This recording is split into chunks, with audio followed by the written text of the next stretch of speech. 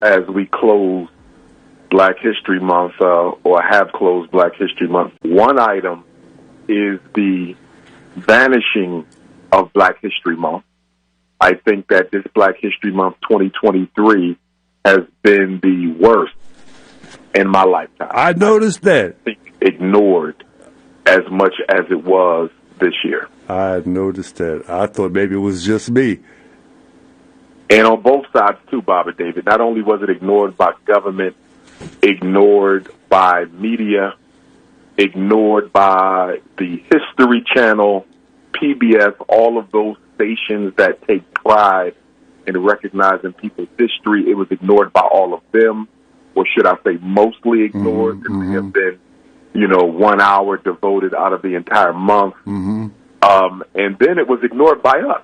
Yep. The Black community did next to nothing for Black History Month. The libraries, the museums, the churches, the community centers, and even those who did do something for Black History Month, they only did it one time, as if it was a Black History Day and not a month. And then on top of that, of course, we have to deal with the politically uneducated celebrities like Draymond Green, of the Golden State Warriors NBA basketball team, current champions.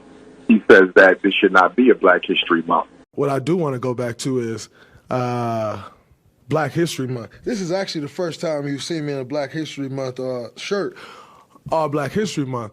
And it's very intentional. And I really just threw this shirt on because I didn't have another shirt to throw on. But Black History Month, at some point, can we get rid of it? Like, at some point?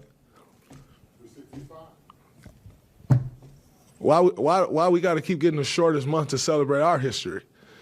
You got governors want to take our history out of schools, and I'm not going to be the fool to go say, yeah, we get celebrated for 28 days. So at some point, I'd like to get rid of it. It's, we're making all these changes in the world. Can't talk about these people, can't talk about those people, can't say this, can't say that. At some point, it's time to get rid of Black History Month. Not get rid of Black history, like they're trying to do. But Black History Month? Nah. Teach my history from January 1st to December 31st. And then do it again. And then again. And then again. And then again. That's what I like to see. Which is what Morgan Freeman said. Black History Month you find ridiculous. Why? You're going to relegate my history to a month? Oh, come on. What do you do with yours? Which month is White History Month? Well, come on, tell me.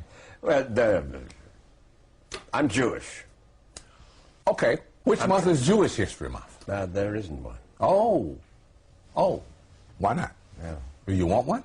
No. I don't either. I don't want a Black History Month. Black history is American history. How are we going to get rid of racism? Stop talking about it. I'm going to stop calling you a white man. Yeah. And I'm going to ask you to stop calling me a black man. And I think, Barbara David, that a lot of these people who speak without any history on Black history don't understand that it was a fight. It was a literal fight for Dr. Carter G. Woodson to get Negro History Week back in 1926, 27.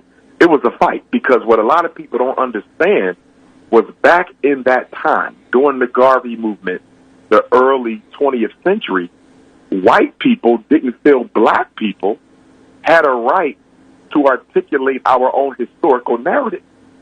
So we had to fight for the right to tell our own story.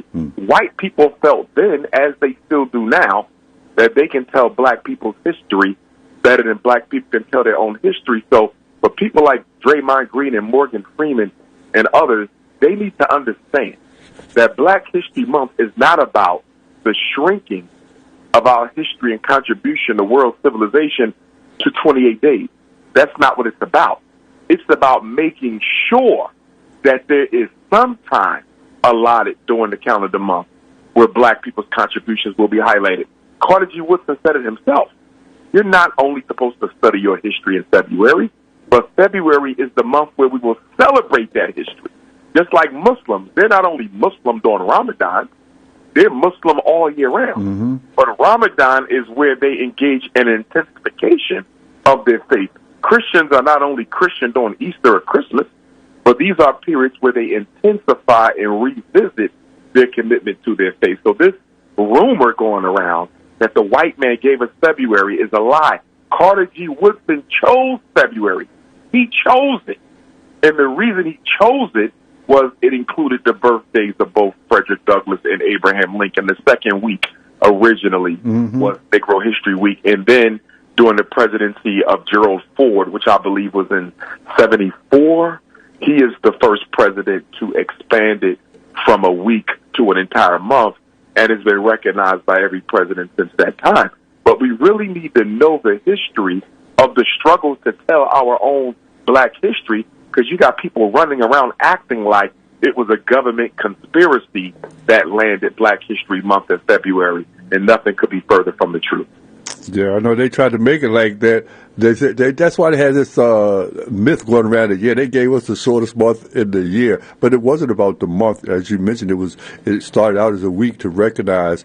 And still, I think that with the way that the society is going, especially with some of the candidates talking about it, and you've mentioned it, we've talked about it on the show many times, about their objective is to eliminate us from history. And it seems like they are erasing us as we speak.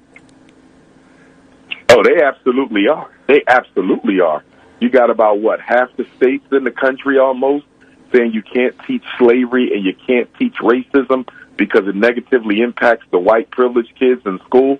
That's absolutely insane. Well, if that's the case, what are you going to do to undo all the self-harm and psychological terrorism that has been wrought on black children? That's right. Desegregation as a result of the misinformation and outright lies that black children have been told about their own people. But again, Baba David, I'm going to go back to a conversation we had several months ago where I said, listen, we have no shortage of people who know black history. We have no shortage of people in our community who know black history, whether we're talking about formally trained Africana PhD scholars, whether we're talking about self-trained community activists and organizers. We have enough people who know our history, have a good enough hold, because you can never know everything. Nobody knows everything about black history. It's impossible. You don't have enough days in your life to study everything. We're the oldest people. But with that being said, Baba David, why are we not teaching our own children their own history? It's not the job of white people to teach black children who they are. But we are so lazy that we would rather force racist white women who don't know who we are, who don't care to know who we are. We would rather force them to teach our children who we are than teach